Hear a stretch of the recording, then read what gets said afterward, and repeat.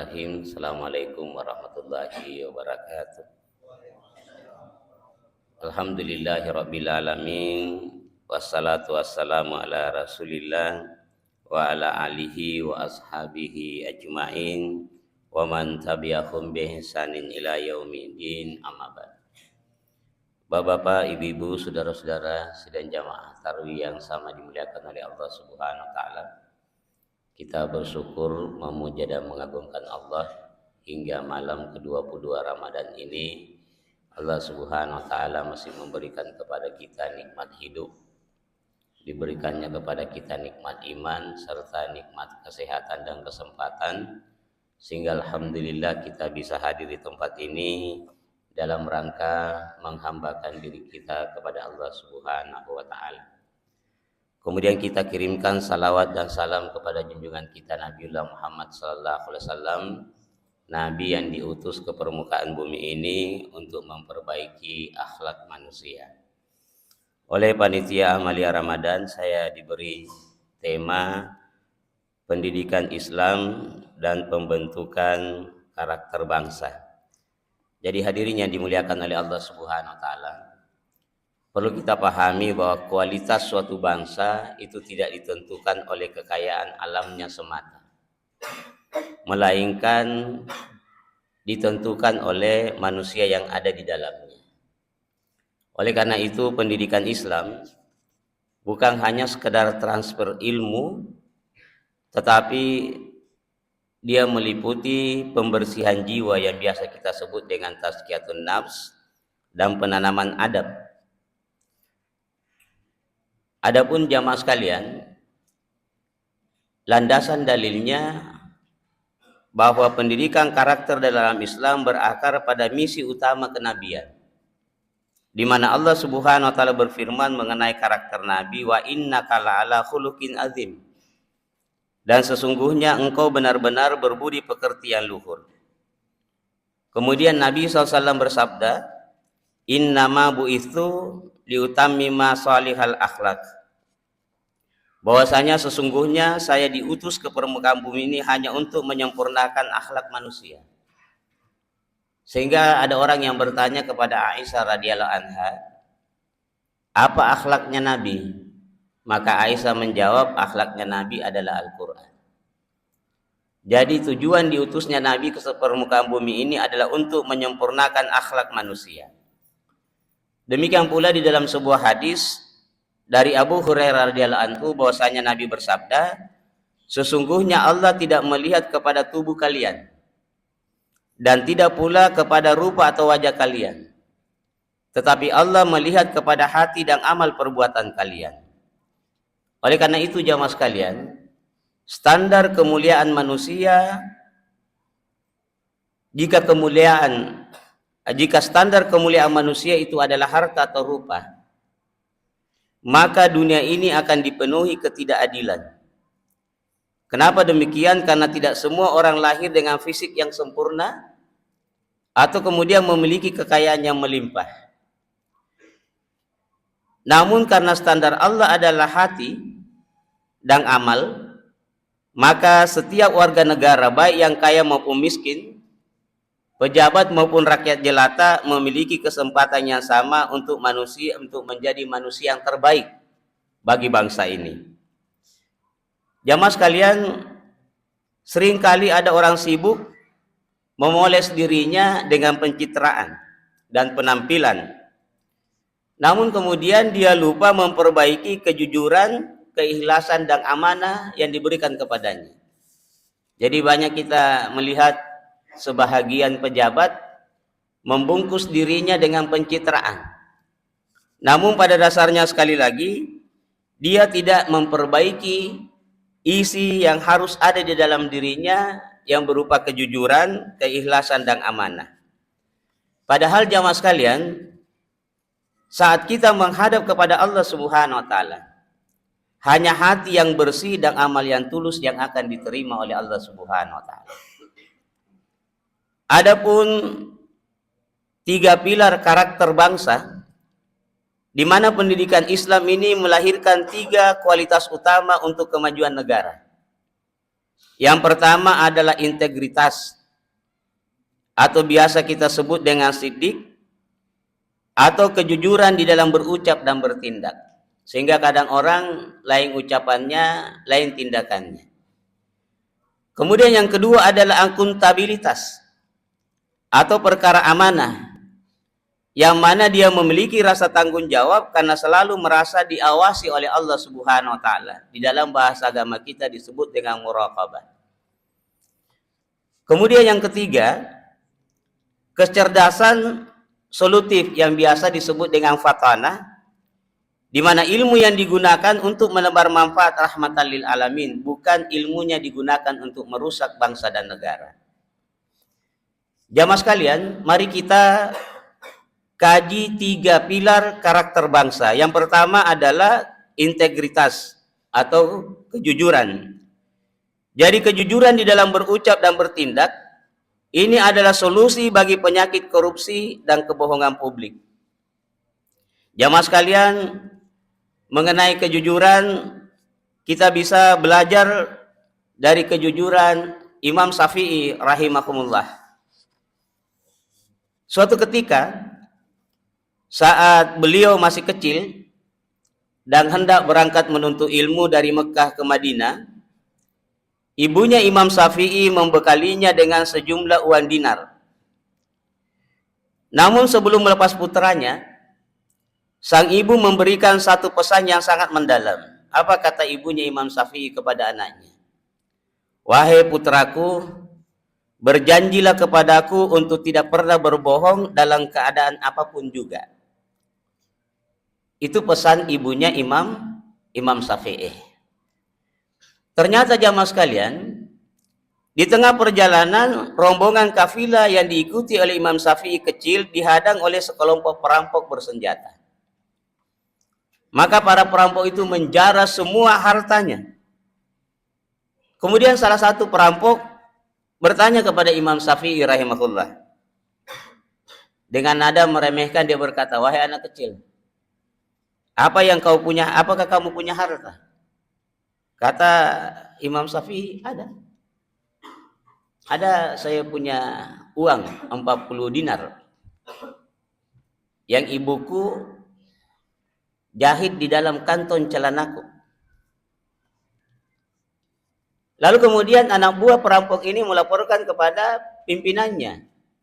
Ini anak kecil katanya ada uangnya 40 dinar.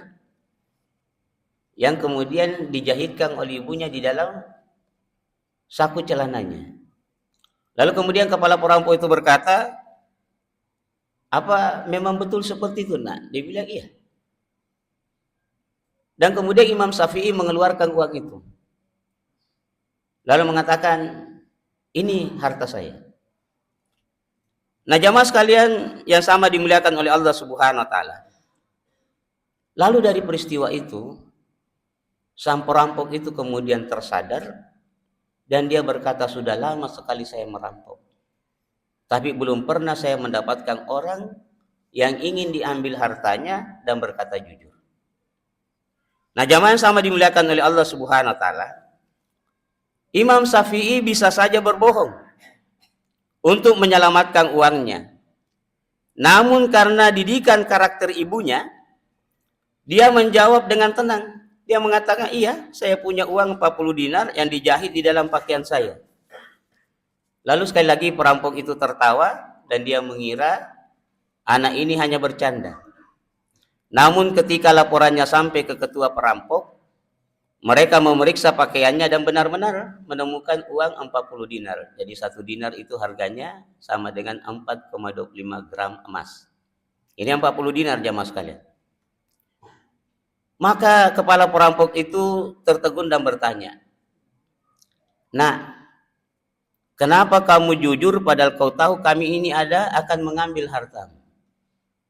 Lalu apa jawab Imam Syafi'i kecil? Saya telah berjanji kepada ibuku untuk tidak berbohong. Dan saya takut jika saya berbohong, saya telah mengkhianati janjiku kepada ibuku dan kepada Tuhanku. Maka jamaah sekalian, mendengar jawaban tulus dari seorang anak kecil yang memiliki integritas yang tinggi ini, Hati sang perampok bergetar dan dia merasa malu karena seorang anak kecil begitu takut mengkhianati janjinya. Sementara ia yang dewasa berani mengkhianati Tuhannya dengan merampok dengan melakukan kegiatan perampokan. Sementara kita jamaah sekalian, kalau ada koruptor disorot dengan kamera, malah nangkat tangannya, dada-dada lagi. Kenapa? Karena mereka tidak memiliki integritas. Pelajaran apa yang bisa kita ambil dari kisah Imam Syafi'i ini? Disinilah peran seorang ibu, di mana pendidikan karakter bangsa itu dimulai dari madrasatul ula. Jadi sekolah pertama yaitu sekolah di dalam rumah tangga. Dan kita melihat bagaimana Nabiullah Ismail alaihissalam begitu taat kepada Allah Subhanahu wa taala. Tak kala Nabiullah Ibrahim mengatakan, "Wahai anakku, saya bermimpi untuk menyembelihmu." Lalu apa kata Nabiullah Ismail alaihissalam? "Silahkan wahai bapakku kalau memang itu perintah Allah." Kenapa Nabiullah Ismail alaihissalam memiliki karakter seperti itu? Karena dia dididik oleh ibu yang soleh.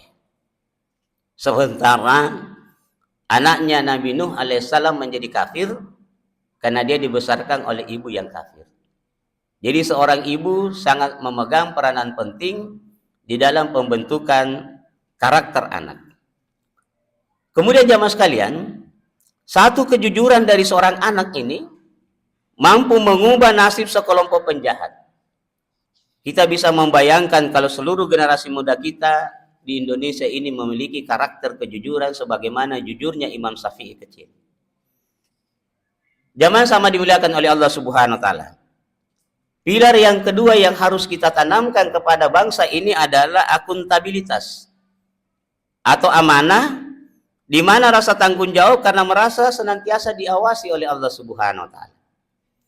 Andai kata semangat puasa ini jamaah sekalian dibawa keluar di luar bulan Ramadan, maka insya Allah akan terjadi kedamaian dan ketenangan di negeri kita. Kenapa? Pada saat kita puasa, kita lapar, kita haus jamaah sekalian. Lalu kemudian pulang ke rumah, kita dapati makanan yang lezat dan minuman yang segar, tetapi kenapa Bapak dan Ibu tidak mau makan dan minum? Padahal kalau kita makan dan minum, ketemu orang tidak tahu bahwa kita puasa atau tidak. Kenapa demikian? Karena kita merasa diawasi oleh Allah Subhanahu wa taala. Andaikan pemimpin bangsa ini memiliki jiwa akuntabilitas atau memiliki jiwa amanah, maka insya Allah negeri kita ini tidak usah porak-poranda. Mari kita melihat kisah salah seorang pemimpin negara yang bernama Umar bin Abdul Aziz rahimahullah. Suatu malam sang khalifah sedang bekerja di ruang kerjanya. Beliau sedang menyelesaikan laporan keuangan negara dan surat-surat resmi kekhalifahan di bawah cahaya lampu minyak yang dibiayai oleh kas negara. Tiba-tiba jamaah sekalian datang anaknya mengetuk pintu. Lalu dia mempersilahkan anaknya masuk. Lalu dia berkata kepada anaknya, "Ada apa, nak?" Kata anaknya, "Saya ingin bicara, Pak." Lalu dia katakan, "Sebentar. Apakah yang kamu ingin bicarakan ini persoalan negara atau persoalan pribadi?" Kata dia, "Persoalan pribadi." Apa yang dilakukan oleh Umar bin Abdul Aziz jamaah sekalian? Dia padamkan lampu pelitanya. Lalu anaknya kaget. "Kenapa dipadamkan lampunya, Pak? Bukankah kita bicara dalam keadaan terang itu jauh lebih bagus?" Apa kata Umar bin Abdul Aziz? "Takutlah nak kepada Allah. Lampu minyak tanah ini, lampu ini minyak tanahnya dibeli dari kas negara. Sehingga Bapak menggunakan lampu ini karena urusan negara. Sementara yang kita bicarakan adalah persoalan pribadi. Saya malu kepada Allah memanfaatkan barang negara untuk kepentingan pribadi." Inilah Umar bin Abdul Aziz rahimahullah. Jamaah sama dimuliakan oleh Allah Subhanahu wa taala. Kepemimpinan yang bersih itu dimulai dari kemampuan membedakan yang mana hak dan mana kewajiban. Oleh karena itu, jika seorang pemimpin tidak bisa amanah dalam hal kecil, dalam perkara setetes minyak saja, bagaimana dia bisa amanah di dalam rangka mengelola kekayaan bangsa? Coba kita lihat kalau ada proyek. Siapa yang mendapatkan proyek? Kadang-kadang keluarganya pejabat. Dan kadang-kadang susah ditegur. Kenapa susah ditegur? Karena pejabat. Apatah lagi yang menegur adalah orang di bawahnya, maka sebentar bisa dipecat atau bisa dimutasi. Nah, jamaah sekalian, Umar bin Abdul Aziz membuktikan bahwa pendidikan Islam melahirkan pemimpin yang tidak mencari kekayaan dan jabatan, melainkan menjadikan jabatan sebagai jalan pengabdian kepada Allah Subhanahu wa taala. Sehingga di masa pemerintahan beliau sangat sulit sekali orang mencari orang miskin. Kenapa jamaah sekalian?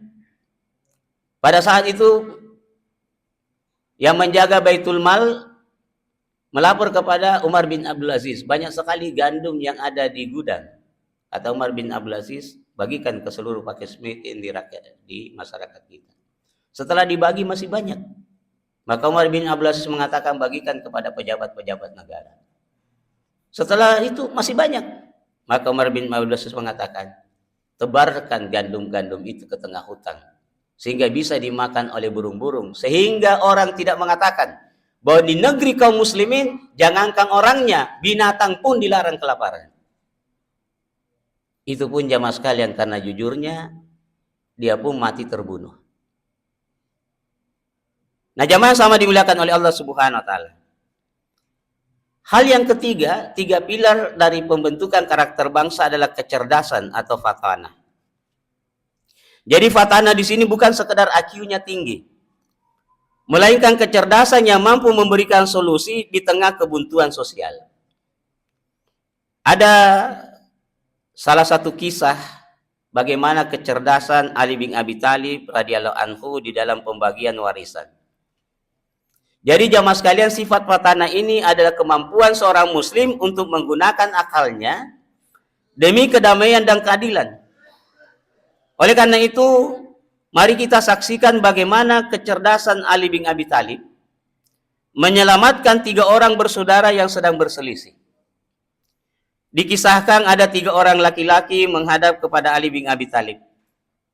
Mereka ini sedang bertengkar hebat mengenai pembagian warisan berupa 17 ekor onta. Bapaknya berpesan kepada mereka bahwa anak pertama mendapatkan 1/2 dari jumlah onta. Anak kedua mendapatkan 1/3 dari jumlah onta.